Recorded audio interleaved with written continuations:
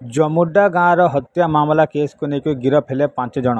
जुहार Bargarh time आपणकर स्वागत। तांकर ना होचे संजीव प्रधान, बांका पांडे, गणेश साहू, लभरू बरिहा 4 जन जमुडार बोल जना पड़ी। कैलाश भय जे कि टेमेर पत्तर मेलछा मुंडार बोल सूचना मिली। ये 5 जन को गिरफ्त करी ग्रामांचल थाना तदंत आरंभ करिचे।